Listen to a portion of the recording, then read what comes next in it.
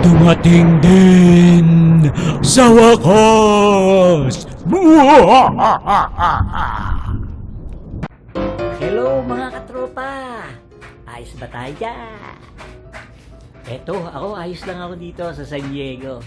Eto, tatapusin ko na itong aking inaayos na CNC machine. Kasi dumating na rin sa wakas yung mga hinihintay kong parts. Hope you enjoy! Okay, so I'm getting ready to set up the parameters for my VFD. Ayan. And then, pagka nagawa ko na yun, then ihuhukap ko naman siya sa spindle. Pero, kung gusto ninyong malaman kung paano sineset up ang isang VFD, maraming instructions na makukuha sa YouTube. So, nito, hinahanap ko lang yung instructions para sa pagse-setup ng VFD ko, nakita ko kagad. See? So, wag kayong matakot kung gagawa kayo ng mga ganito kasi may mga instructions. Okay, so ready na ako. I-ano ko na siya. I-setup ko na siya. Una, bubuksan muna ito. Cover. So now I have 4 wires coming from my VFD. I have a white lead here, which I really don't like. I'm going to use that for a hot, and white is not a color that is used for hot. Blue is a good color, so I'm going to actually, I don't have one of those nice sleeves, I'm going to actually color this blue. Now I have 3 leads and a ground, so green for ground. You'll notice I did these Una, pakita ko muna sa inyo. because I'm choosing at this point, I can change my mind later, but I'm choosing not the ground, the spindle. Okay, ewan ko kung nakikita ninyo kung paano ko hinukap. Ayan. Okay, so yung green yung ground, saka yung black and white, yun ang hot. See? Take note, ito 110 volts na VFD, hindi 220, 110 kasi 110 yung bahay ko eh. Okay. Saksak natin. So, when you look at 4 wires and you have 4 connectors, when you're using 3-phase, so you have 3 hots, it doesn't matter which wire is connected to which terminal. Yan, makita mo na. See? Sa wakas. Okay. Next. Meron na akong nakalista rito kung ano ba ang kanyang setting. Oops. Okay. So, sabi sa instruction, teka, patay ko muna yung TV. So, ang first step daw para i-program ay presin daw yung program. Okay. So, program. Yun, nasa PD000 siya. So, para palitan, okay, gagawin ko lang 1. Yun, PD001, set, 0 muna kasi operator eh. Pagka nahihook ko na siya sa computer ko, papalitan ko yan. Pero sa ngayon, 0. Tama. Okay. PD001, PD002, set, 0. Yan. Set. Yan. PD003, 400. Set. Okay. 400. Set. Ay. PD006, set. 400. Tama. Okay. 400. Set. Tama na. Okay. PD005, 400. Set. 400. Tama rin. Set ulit. Yan. Tama na siya. PD006. Okay. So, hindi ko pa kailangan palitan yung PD006. Susunod, PD023. PD023. Program. 23. 3. Okay. 1, 2. PD023. Ano ang set niya? 1. Tama. Set ulit. So far, ang mga values niya already set. Maganda na, naka-set up na. So, punta ngayon tayo sa susunod. Program 23 141. Okay.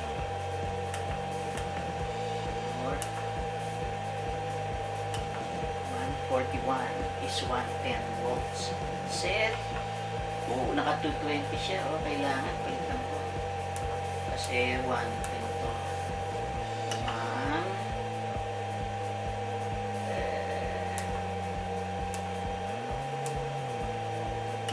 110. Set. Okay. So, maring hindi niyo naiintindihan lahat kung ano ibig sabihin nito. Pero, para malaman ninyo, kailangan ninyo yung manual nitong VFD na to. Kasi bawat manual, bawat VFD, syempre iba-iba rin ang mga default values. Okay, so 142 is 8.2. Set. 8.2.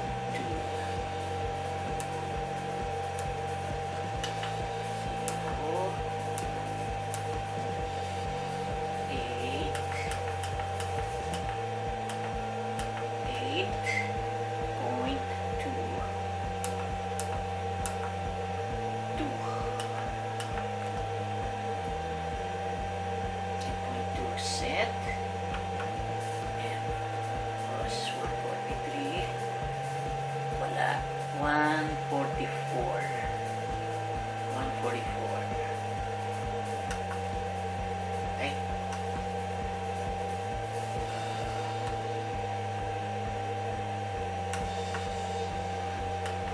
144 is 8,000 set. Okay.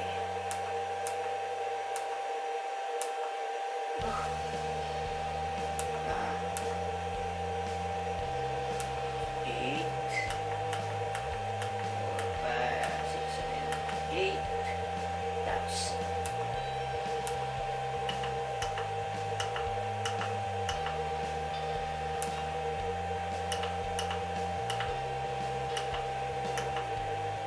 RPM. Set.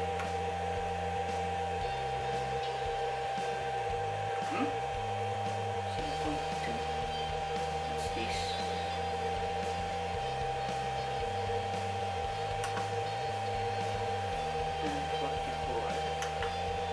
Set. 8,000. Set. Yan. 145. Wala na. Saan ba yun? PD42. Program 42. 0, ay, 72 pala.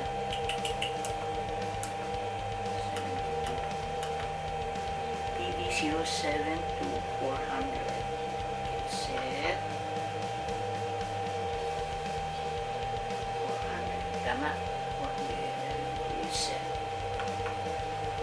Okay. Susunod PD008. PD008.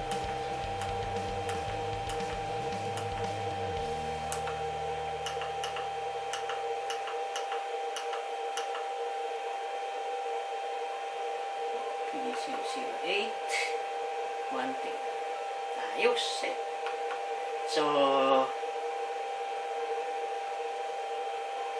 naka-setup na siya. Yan. Okay. So, na-setup ko na lahat. Ngayon, importante na double check. So, double check na yun. PD001.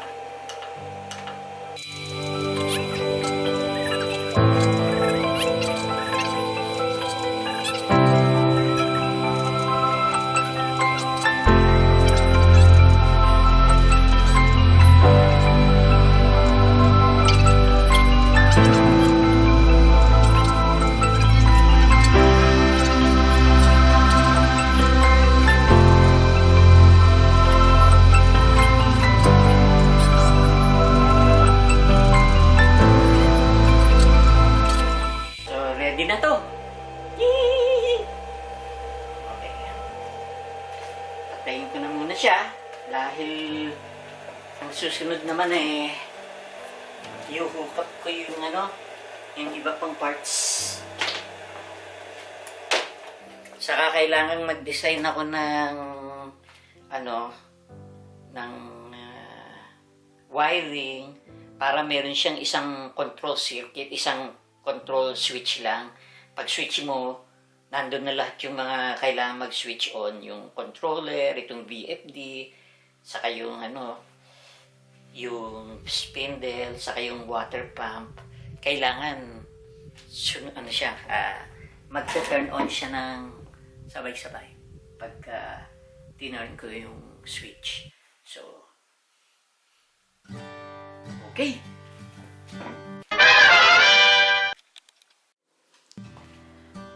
Okay, so ngayon, ready na ako na i-hook up yung spindle dito sa aking VFD.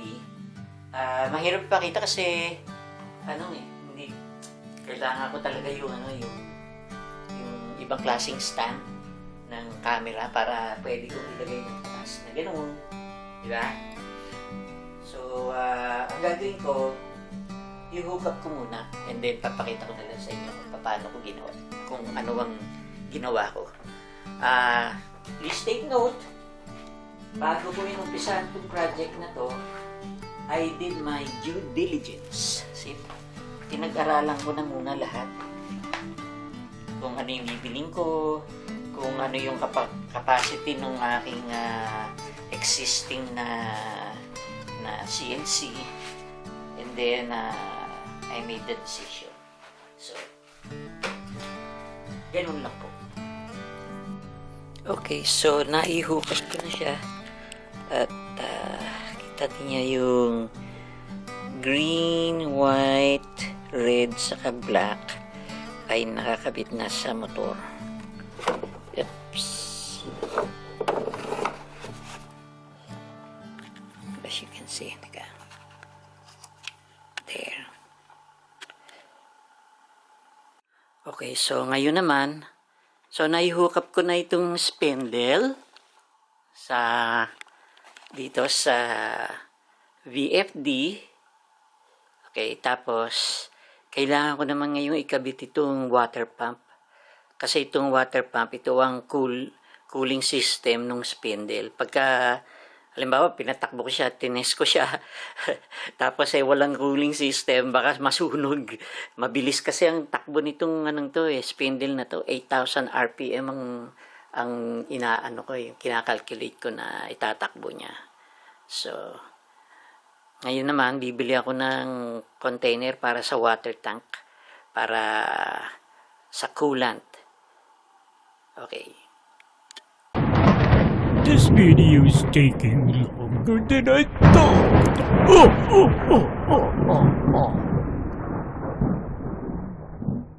Don't forget to like, share, and subscribe dito.